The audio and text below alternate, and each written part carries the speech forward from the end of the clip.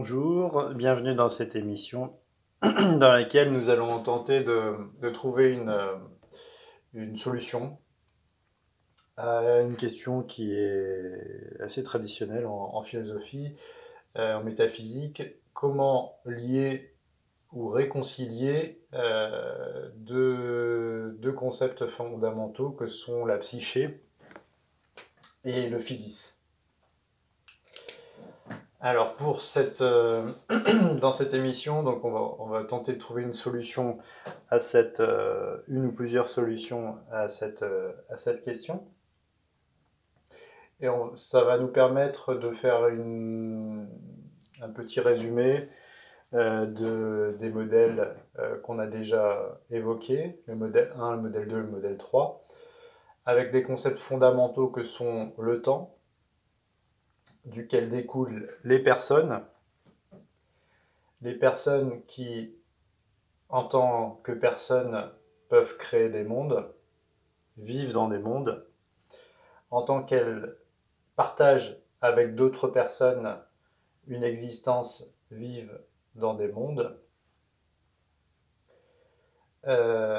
Voilà pour les concepts fondamentaux. Le premier modèle, on a vu, c'est un modèle chronologique, c'est-à-dire c'est un modèle existentiel avec une succession de mondes dans lequel une personne naît dans un monde, naissance ici, existence, mort.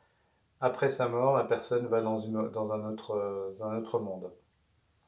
Et ainsi de suite, de manière chronologique. Le modèle 2 est un modèle synchrochronologique. Il est toujours chronologique comme ça.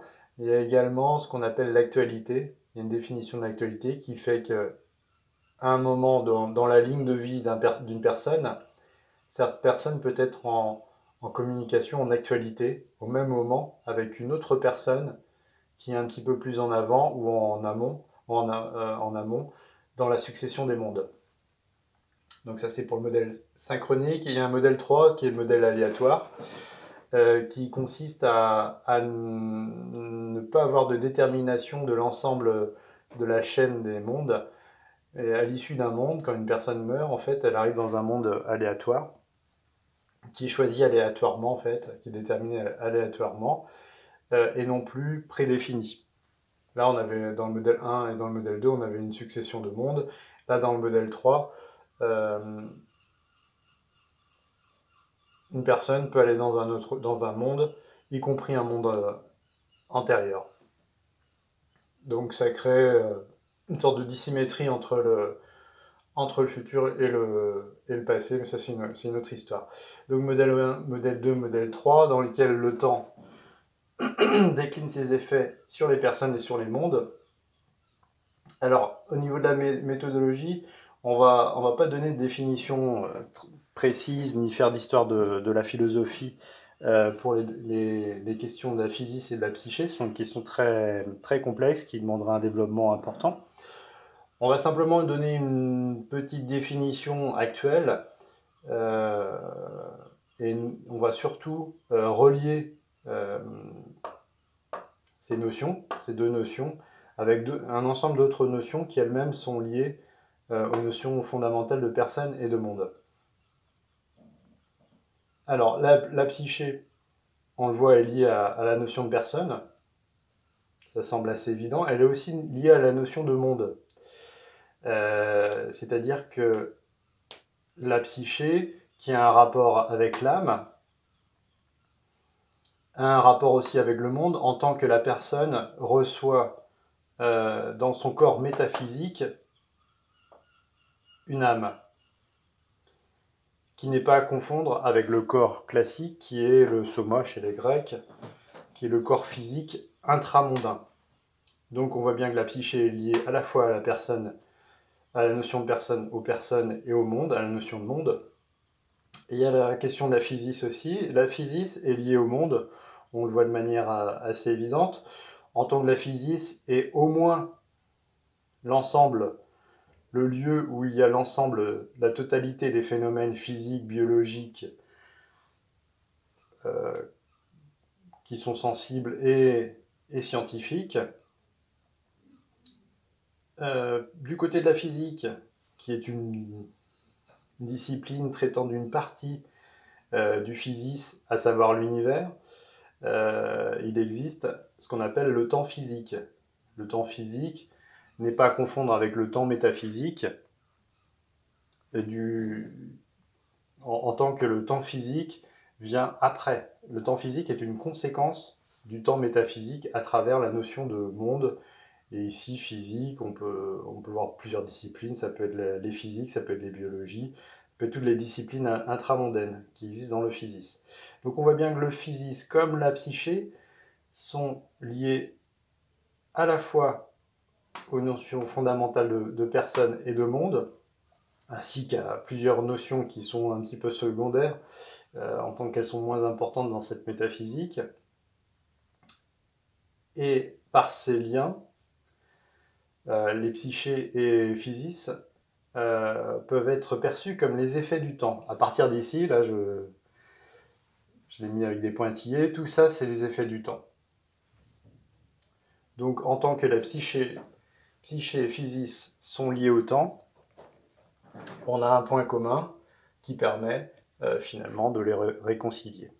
Parce que c'est vrai qu'historiquement, le physis, surtout chez les Grecs, c'était l'ensemble de tout ce qui advient.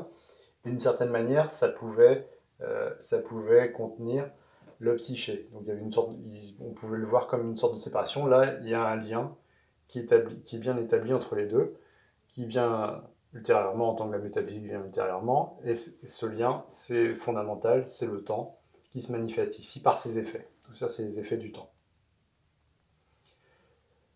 Voilà, donc pour cette première réponse, mais cette première réponse, je pense, admet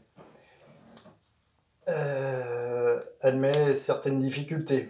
Je pense notamment à la question de la conscience. La question de la conscience, c'est une question qui est assez compliquée. On peut poser la question de où se situe la conscience pour une personne donnée.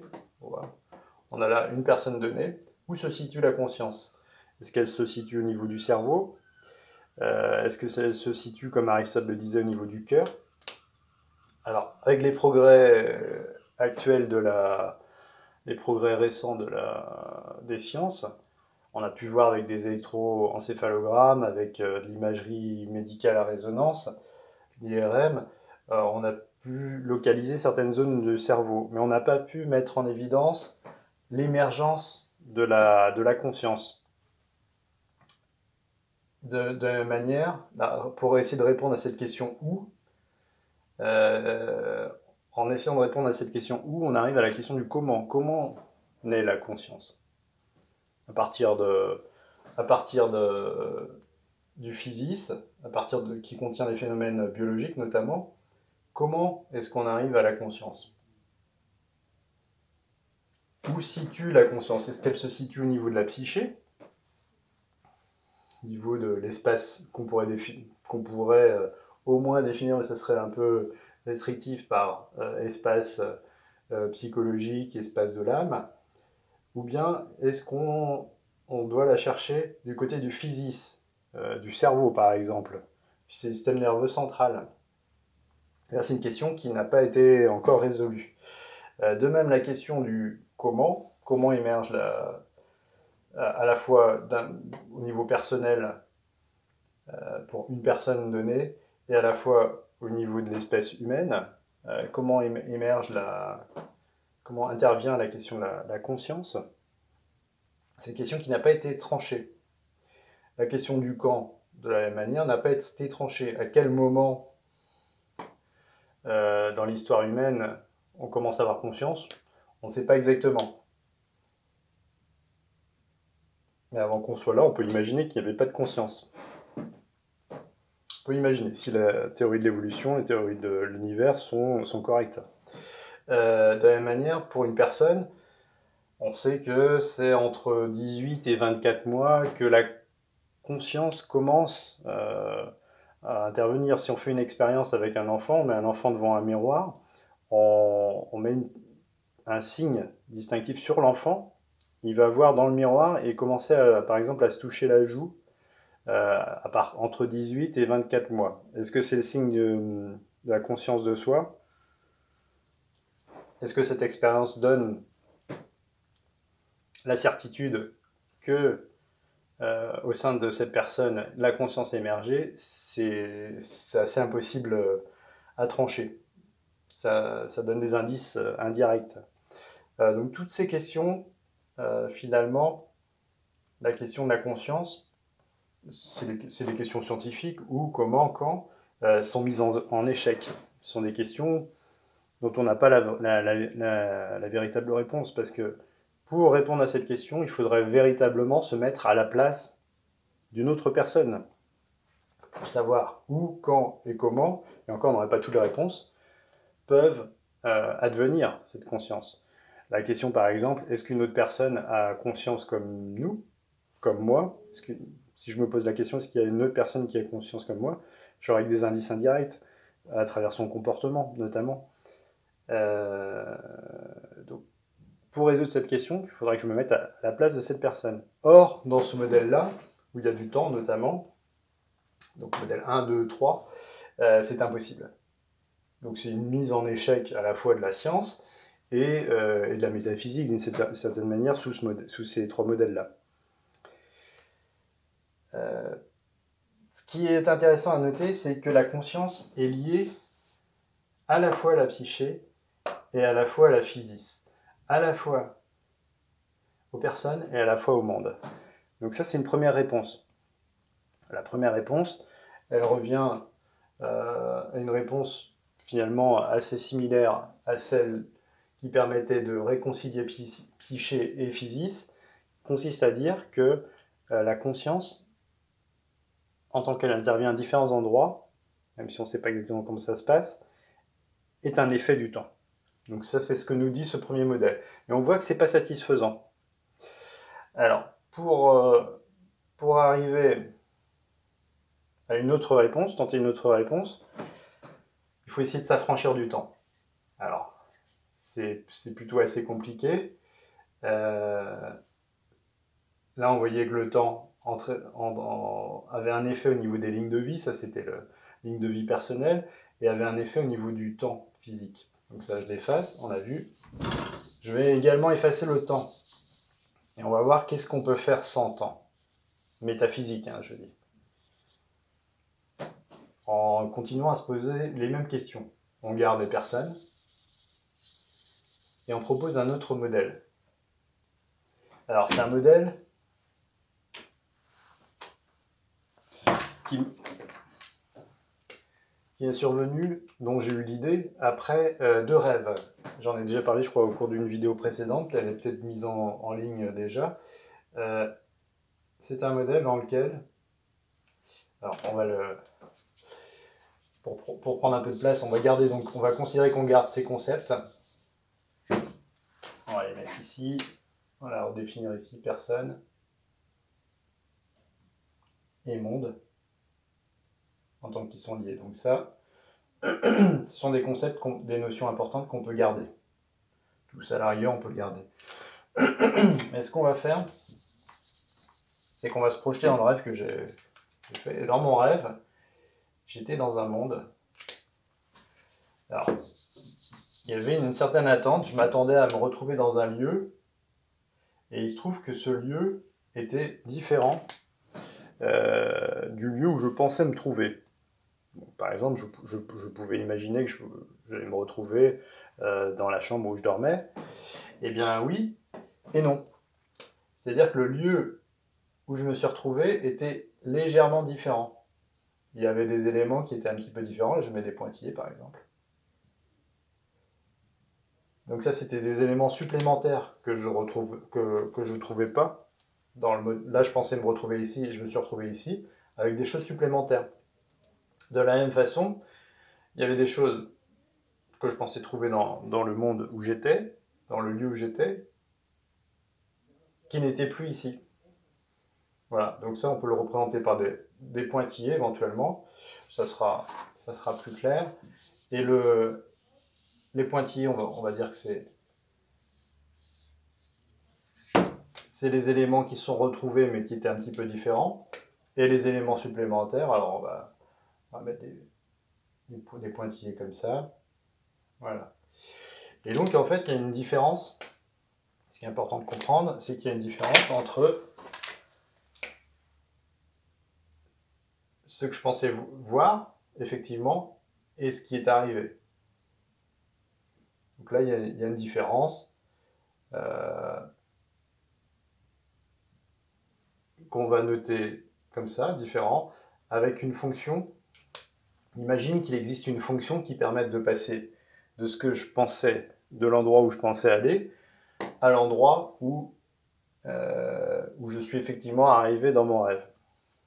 Et bien quand j'étais ici, avec les éléments nouveaux que j'ai vus, là j'avais des éléments nouveaux qui n'existaient pas ici, je me suis dit que ces éléments nouveaux pouvaient être le signe d'un univers plus large, que cet univers, ce monde-là et ce monde-là, ces deux mondes-là pouvaient être les déclinaisons d'un monde plus général.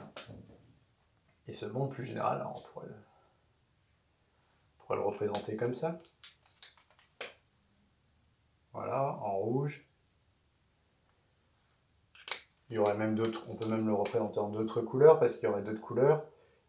Et on peut imaginer qu'il y aurait une déclinaison dans d'autres mondes, avec d'autres éléments. Et donc c'est comme s'il y avait une formule générale qui permettait, je dis une formule, c'est manière imagée, un lieu, un topos, suffisamment général pour, par déclinaison, être en mesure, à travers une formule, une structure mathématique, une théorie mathématique, de décliner en une série de mondes. Voilà, ça c'est on va dire que c'est le modèle 4. Le modèle du rêve. Eh bien, pourquoi est-ce que je parle de ce modèle-là? C'est que, en fait, avec ce modèle-là, si on arrive à trouver cette structure-là, donc il faudra revenir en arrière pour trouver la fonction f, à partir de la fonction g, on trouverait un ensemble de différences, et à partir des différences, on pourrait retrouver, on va dire à travers une fonction h, la structure, la topologie du monde duquel déclinerait l'ensemble des mondes. Donc à partir de cette structure, finalement, on pourrait, en un clin d'œil, là on parle même plus de temps, on pourrait visiter l'ensemble des mondes possibles, l'ensemble des lieux possibles.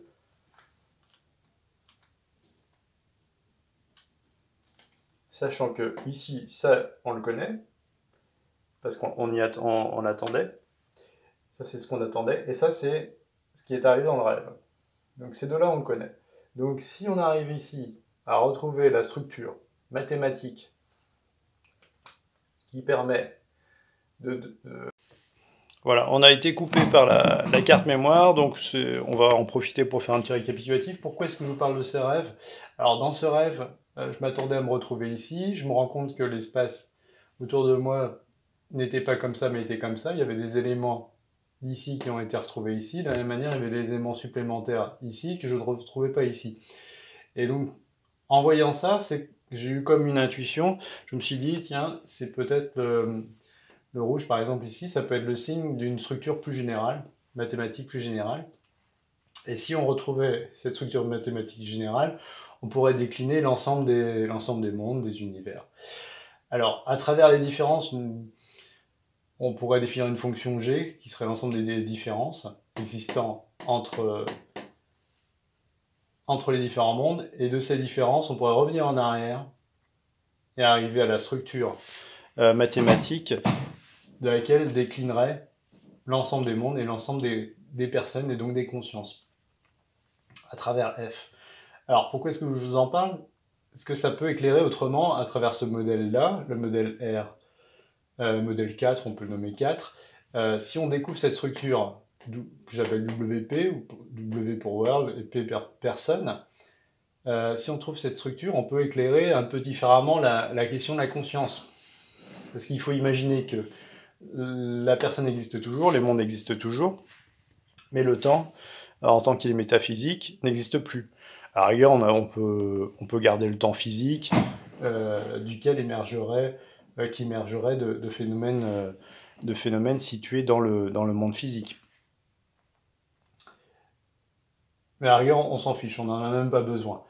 Donc on imagine qu'il n'y a plus de temps métaphysique et que depuis cette structure-là, ça c'est l'œil, c'est la conscience, on pourrait, par déclinaison, dans l'ensemble des mondes et dans l'ensemble des personnes, accéder à l'ensemble des consciences. Et à ce moment-là, ça permettrait de résoudre la question, est-ce que d'autres personnes ont comme moi une conscience? Ça serait réponse minimum. Ça permettrait de répondre autrement à la question où, comment et quand. Est-ce que là, d'un point de vue scientifique, on voit que ça serait plus valide, mais que le modèle permettrait de répondre à la question où, à travers cette structure, comment, à travers cette structure, et quand. On a déjà vu la question du temps, en tant que le temps métaphysique n'interviendrait plus. De la même manière, cette question de la conscience, qui est finalement une question assez liée au rapport entre la psyché et le physis,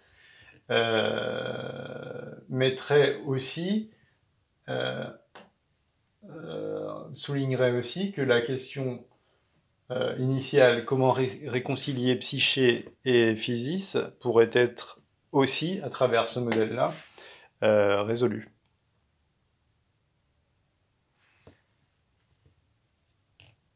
En tant que cette structure-là, il faut la voir comme une pièce de monnaie dans laquelle d'un côté on aurait accès à tous les mondes, de l'autre côté on aurait accès à toutes les personnes. À travers cette structure monnaie, on va dire, on pourrait résoudre aussi, d'une autre manière, cette question de la réconciliation et des liens existants entre, d'un côté, le physis et de l'autre côté, la psyché.